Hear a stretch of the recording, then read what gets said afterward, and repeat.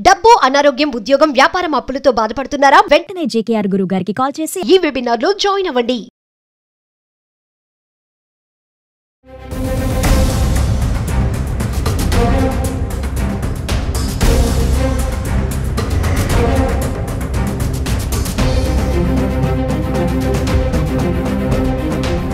Hi hello నమస్తే, welcome back to Suman TV. ప్రస్తుతం మనతో పాటు ఉన్నారు పబ్లిక్ స్పీకర్ రజనీ రమ్మ గారు. నమస్తే మ్యామ్. నమస్తే నవీన్. మ్యామ్, ప్రజెంట్ జనరేషన్ ఎలా తయారైపోయారంటే భయం, సిగ్గు ఇవేమీ లేవు, వదిలేస్తున్నారు. ఏం చేస్తున్నారో వాళ్ళకి తెలియటం లేదనమాట. రీసెంట్గా హర్యానాలో జరిగిన ఇన్సిడెంట్ చూసుకుంటే మరి లవర్ని కలవడానికి ప్రీడ్ చేసింది సాహసమే అనుకోవాలి, అడ్డంగా దొరికిపోయాడు. అసలు సూట్ కేస్ అనేది మనం బట్టలు పెట్టుకోవడానికో దేనికో వాడతాం. రీసెంట్గా క్రైమ్ కూడా చూసాం, చంపేసి దాంట్లో పెట్టడం, ప్యాక్ చేయడం. మరి ఇది కొత్తగా విచిత్రంగా ఉంది. దీని సాహసం అనుకోవాలా, మరి వాడు తెలియక చేశాడు అనుకోవాలా, ఫన్నీ అనుకోవాలా, అర్థం కావట్లేదు. కానీ సూట్ కేసులో పెట్టి అమ్మాయిని కలవడానికి అబ్బాయి హాస్టల్కి తీసుకెళ్లే క్రమంలో దొరికిపోయాడు.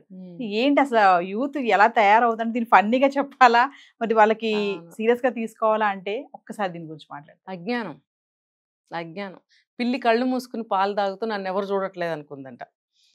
అలాగా వీళ్ళు ఇది మనలాగా చూసేవాళ్ళ జనానికి ఎంత తెలివి తక్కువతనంగా మనకు అనిపిస్తుందో ఆ అబ్బాయికి అంత తెలివిగా అనిపించింది. మరి అంతే కదా, తన కళ్ళు మూసుకుని పాలు తాగుతున్నట్టే ఉంది. ఇది నేను చాలా ఇంటెలిజెంట్ గా తీసుకెళ్తున్నాను, ఎవరు కనిపెట్టలేరు, నేను హాస్టల్ కదా, నేను ఏదో లగేజ్ తీసుకెళ్తున్నాను అనుకుంటారని. అయితే అంత పెద్ద సూట్ కేసులో లగేజ్ ఎవరు తీసుకెళ్ళట్లేదేమో ఒకవేళ. వీళ్ళు కూడా ఇప్పుడు ప్రతి ఒక్క డిపార్ట్మెంట్కి ఎంతో ట్రైనింగ్ ఉంటుంది బిఫోర్ ఆ జాబ్లో జాయిన్ అయ్యే ముందు. ఇప్పుడు సెక్యూరిటీ అక్కడ ఉంటారండి. ఇప్పుడు ఎక్కడ చూసుకున్నా సెక్యూరిటీ టైట్ అయింది, ప్రతి చోట కూడా చాలా మందిని పెట్టుకుంటున్నారు. అలాంటప్పుడు వాళ్ళు కూడా 1000 కళ్ళతో ఉంటారు. ఒక మన చీరలో వెళ్ళి చక్కగా పెద్దవాళ్ళం వెళ్ళి మన లోపలికి వెళ్ళాలంటే కూడా ఆపుతున్నారు.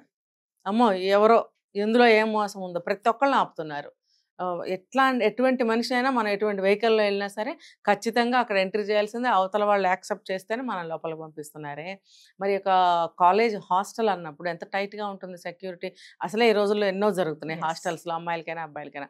మరి అలాంటప్పుడు వాళ్ళు చాలా చూస్తారు. ఏంటి వీళ్ళకి అనుమానం వచ్చి చూస్తే అందులో అమ్మాయి. అసలు వీళ్ళకి ఏం చదువుతున్నాడో తెలియదు. పోనీ ఒక 20 సంవత్సరాలు అనుకుందాం, వాడికి అమ్మాయి కావాల్సి వచ్చింది. మళ్ళీ వాడు అనకూడదు, వీడు అనకూడదు, ఇంకా బూతులు తిట్టాలి ఇలాంటి వాళ్ళని. మరి వాడు వీడు అంటే ఏంటి తప్పు? వీళ్ళు చేసే వేధవ పనులు, దరిద్ర పనులు, నీచమైన పనులు, అసలు పరువు పోయే పనులు ఎలా ఉంటున్నాయి చూడండి. ఇప్పుడు ఇంత చిన్న వయసులోనే వీళ్ళకి 20, 22 అంటే ఇంక పెద్ద వయసు అని చెప్పుకోవాలి. 13కి 14కే తయారవుతున్నారుగా ప్రబుద్ధులు. మరి ఆ బుద్ధులు ఎక్కడి నుంచి వస్తున్నాయి వీళ్ళకి? ఇదేనండి, బయట అన్నీ తెలిసిపోతున్నాయి, సోషల్ మీడియా అన్నీ అందుబాటులో ఉంటున్నాయి, అన్నీ తెలిసిపోతున్నాయి, అన్నీ కావాలనిపిస్తుంది. ఇంకా ఎందుకు కావాలనిపిస్తుంది? డబ్బు. చేతి నిండా డబ్బు. అంటే వాళ్ళు సంపాదించకపోవచ్చు, పేరెంట్స్ ఇస్తారుగా. హాస్టల్లో చదువుతున్నారు అని అంటే బోల్డ్ డబ్బులు ఇస్తారు. ఎలా? అక్కడ ఒక 10,000 ఫీజు కట్టాలి అని అంటే వీళ్ళకి ఒక 50,000 పంపిస్తారు. మరి ఆ డబ్బంతా వీళ్ళకే కదా. అమ్మ మా పిల్లలకి ఎటువంటి ఇబ్బంది రాకూడదు అని చెప్పి బోల్డ్ డబ్బులు ఇస్తారు. ఒకవేళ వాళ్ళు అంత ఇవ్వలేని ఫ్యామిలీ అయినా సరే ఎలాగోలా తీసుకొచ్చి ఆ పిల్లలకి ఇవ్వటం జరుగుతుంది. చూస్తున్నాం ఇప్పుడు ఇలాంటివన్నీ. ఆ డబ్బు ఎక్కువ ఉండటం వల్ల, అవసరాలు పెరిగిపోవటం వల్ల, అది అవకాశాలు ఎక్కువగా ఉండటం వల్ల ఇలాంటి ఏదో పనులు చేస్తున్నారు. మరి ఆ అమ్మాయికైనా బుద్ధి ఉండక్కర్లేదని. ఒక బాయ్స్ హాస్టల్కి వెళ్తున్నాను నేను. మరి అక్కడ నేను ఒక్కదాన్ని అమ్మాయిని ఉంటాను. ఒకవేళ నువ్వు సూట్ కేసులో సేఫ్గా రూమ్లోకి వెళ్ళిపోతావు, వెళ్ళిపోయింది అక్కడ ఎవరో చూడరా. అక్కడికి వెళ్ళాక ఏంటి పరిస్థితి? వెళ్ళాక పరిస్థితి ఏంటి? నువ్వు రూమ్లోకి వెళ్తావు, అమ్మాయిని తీసుకెళ్తావు, పక్కా రూమ్లో వాళ్ళు చూడొచ్చు, రూమ్మేటే చూడొచ్చు. అక్కడ ఎలా నువ్వు మేనేజ్ చేద్దామని తీసుకెళ్ళావు అమ్మాయిని? అక్కడైనా బయటపడతారు కదా. ఈ అమ్మాయికి కూడా ఉండాలిగా జ్ఞానం. నా పరువు పోతుంది తెలిస్తే మా పేరెంట్స్ పరువు పోతుంది, మరి చితక్కొడతారు ఇంటికి వెళ్తే అని తెలియాలి కదా. మరి చితక్కొట్టాలి, ఇంటికి తీసుకెళ్ళి అమ్మాయిని చితక్కొట్టి మూల కూర్చోబెట్టాలి. మరి తల్లిదండ్రులు కూడా అంత స్వేచ్ఛగా వదలబట్టే ఈ పిల్లలు ఇలా చేస్తున్నారండి. ఇప్పుడు అమ్మాయిలు ఏమని అడుగుతున్నారు తెలుసా? అమ్మాయి అబ్బాయి అని డిఫరెన్షియేట్ చేయొద్దు. మరి ప్రెగ్నెన్సీ వస్తే అమ్మాయికే వస్తుంది కదండి. ఇప్పుడు ఎవరన్నా రేప్ చేశారు, బలవంతం చేశారు, అత్యాచారం చేశారు, పేరు ఏదేమైనా కూడా రిజల్ట్ అదే కదా. అలాంటి అది ఎవరికి జరుగుతుంది? మరి ఫలానా అమ్మాయిని అని అంటున్నారా, ఫలానా అబ్బాయిని అని అంటున్నారా? ఒక నలుగురు కలిసి, ఒక ఇద్దరు కలిసి, లేకపోతే ఒక అబ్బాయి ఇచ్చి ఆ అమ్మాయిని అనే అంటున్నారు. కానీ ఒక అమ్మాయి అబ్బాయిని అని ఎక్కడన్నా ఉందా? లేదు కదా. అలాంటప్పుడు అమ్మాయిని అమ్మాయిగా చూడొద్దని ఎందుకు అంటున్నారు? ఆ తల్లిదండ్రులు కూడా అలా ఎందుకు పెంచుతున్నారు? నువ్వు సమానంగా ఎక్కడ పెంచాలో అక్కడ పెంచు. ఈ ఫిజికల్గా వచ్చేటప్పటికి నువ్వు అమ్మాయివే అని చెప్పి 100% వాళ్ళకి అన్నీ నేర్పించాల్సిన అవసరం ఉంది. నువ్వు అమ్మాయివే, ఎంత చదివినా ఏం చేసినా ఏం ఊరేగినా నువ్వు అమ్మాయివే అయినప్పుడు ఏదన్నా జరిగితే నష్టం నీకే జరుగుతుంది. నువ్వు నష్టం అని అనుకోలేదు అని అనుకో, నీ ఇష్టం వచ్చినట్టు బరి తెగించి చెడిపో. ఎవరికి కావాలి? ఎవరికి అవసరం లేదు.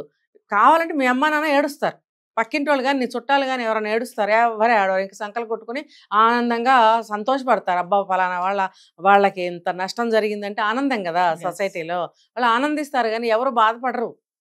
ఒక్క మీ అమ్మ నాన్న ఏడుస్తారు అంతే. ఇంకా తర్వాత ఆ అమ్మాయే ఏడుస్తుంది జీవితం పోయి. మరి అలాంటప్పుడు నేను ఆడపిల్లని అప్పుడని అనుకుంటావా, లేకపోతే నన్ను ఆడపిల్లని అంటావా? ఈ విషయంలో నేను గట్టిగా మాట్లాడదలుచుకున్నాను. నేను అమ్మాయినే, నేను అలా పెరిగిందని మనందరం ఆడవాళ్ళం. ఎంత జాగ్రత్తలు తీసుకోకపోతే ఇవాళ ఇక్కడ కూర్చొని ఒక మాట చెప్పగలుగుతున్నామండి. అంటే వయసు ప్రభావం మేడం ఎంత తప్పు చేయడానికైనా దారి తీస్తుంది. అది ఒక రీజన్, అది కాదనట్లేదు.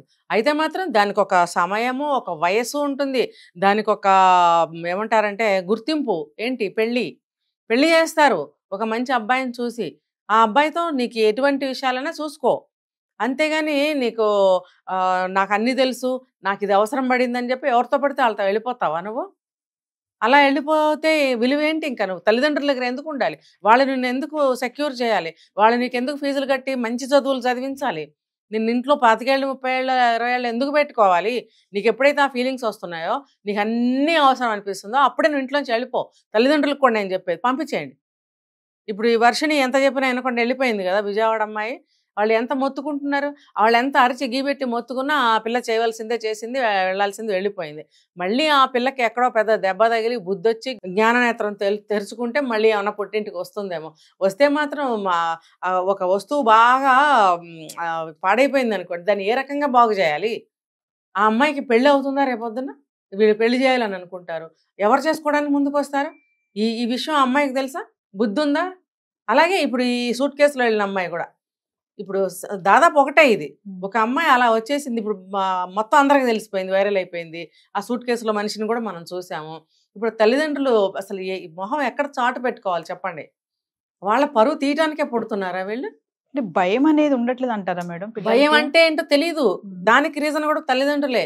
నువ్వు చిన్నప్పటి నుంచి భయభక్తులతో ఎందుకు పెంచట్లేదు?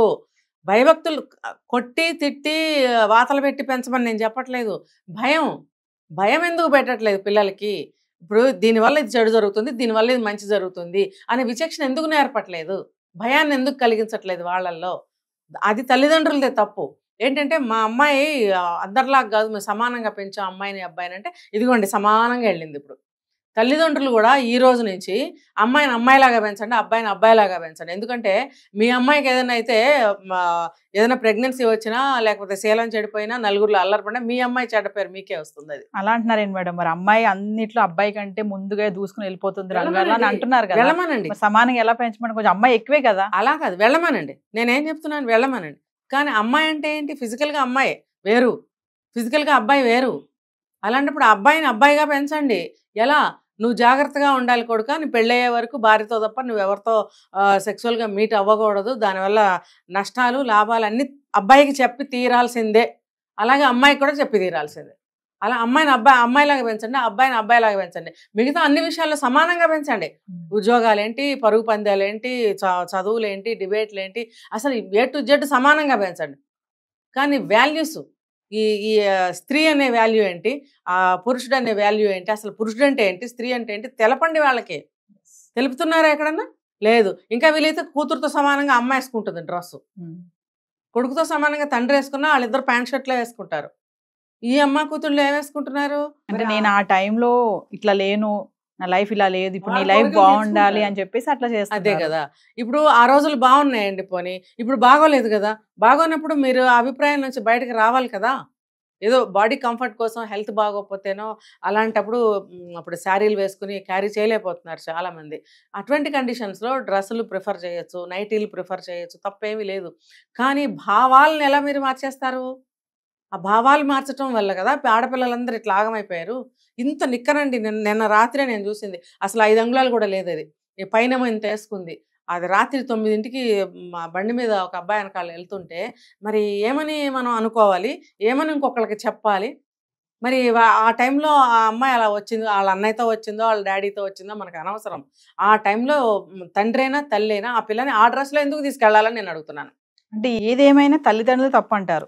కాదండి. మరి ఇప్పుడు ఆడపిల్లలకి నువ్వు అమ్మాయి అమ్మ నువ్వు ఇలా ఉండాలని చిన్నప్పటి నుంచి నేర్తే కదా మనం ఎలా ఉన్నాం.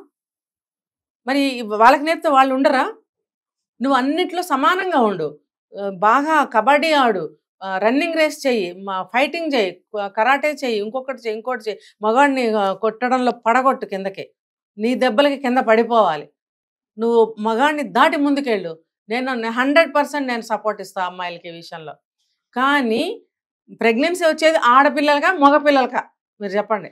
కానీ ఎంత సమానంగా ఉన్న ఆడపిల్ల ఆడపిల్లే కదా మరి. లేకపోతే ఇంగ్లీష్లో చెప్దాం లేడీస్ జెంట్స్ అని.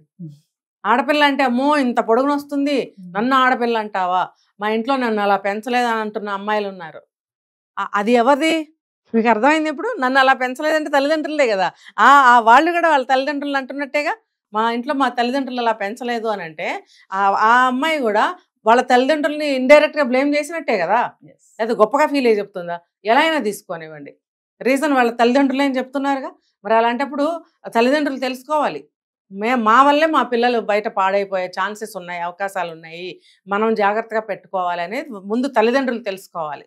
తెలుసుకుంటే అప్పుడు పిల్లల జీవితాలు బాగుంటాయి. అలా సూట్ కేసుల్లో ఉంటాయి కదా గంపలు, కోళ్ల గంపలు అంటారు. ఆ కోళ్ల గంపల్లో పెట్టి చండాలంగా అట్లా హాస్టల్స్కి వెళ్ళే దుస్థితిలో నుంచి బయటకి వస్తారు కనీసం. Thank you.